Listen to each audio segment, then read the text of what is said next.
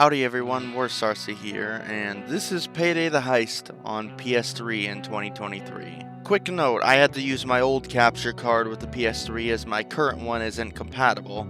It was very irritating to get working, and when it finally did work, the recordings had no sound, so enjoy some background soundtrack instead. That out of the way, this video has long since been overdue, but I'm finally here to talk about it, and as is tradition with my Payday videos, I'm going to talk a bit about the game itself. So Payday the Heist isn't like Payday 2 where the console versions are vastly different from PC. It had only one DLC release, the Wolf Pack, including 2 new heists, a new upgrade tree, and a higher max reputation. This came to PS3 as well. The only thing missing is a No Mercy heist, with the only reason for its absence being that it was a collab with Valve. Besides that, the only other difference is the PC got a version 2 soundtrack update with a new menu theme, new loadout theme, and some of the heists got their music slightly altered.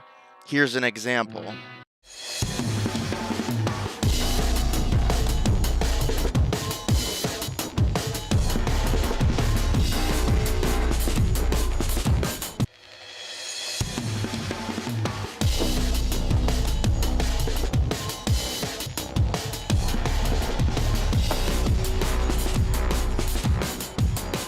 As you can see, slight difference. Now the main menu and loadout themes are completely different, and I actually prefer the new versions of those, even though both are great in my opinion. Comparisons out of the way, I want to quickly talk about a few of the ways Payday the Heist differs from Payday 2, just for those of you that are unfamiliar with the first game.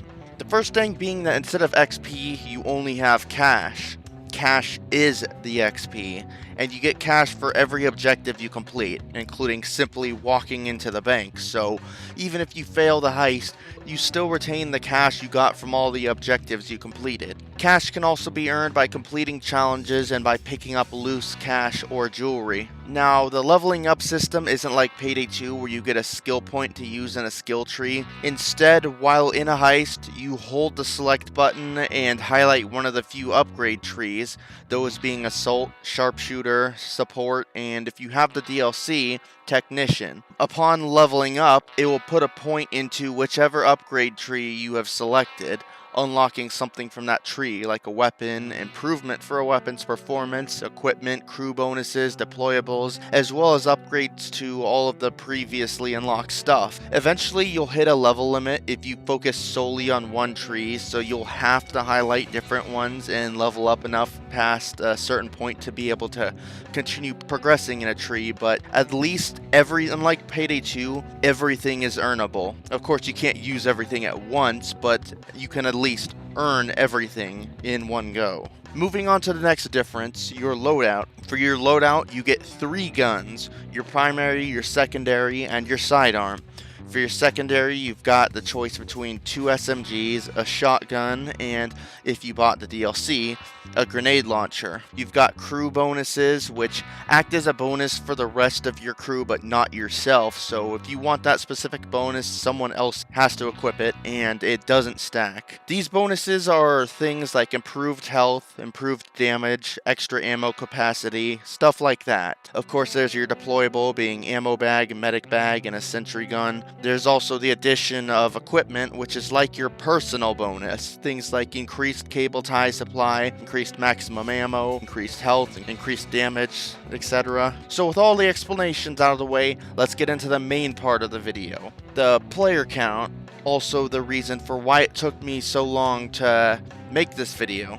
There aren't a lot of people playing this, and by not a lot, I mean most of the time when I decide to play this, I don't find anyone playing. That's an unfortunate thing about this game. Payday 2 on PS3 has a lot of people playing almost all of the time. Payday the Heist does have people playing, some that are even at max level and play a lot, but it's all a matter of hopping on at just the right time to find them. It also doesn't help that there's a trial version of the game that lets you play the first World Bank heist all the way up to the exiting the vault part, and that has a separate player base from the full game, so for all I know, there could be a fair amount of people that are playing the trial version.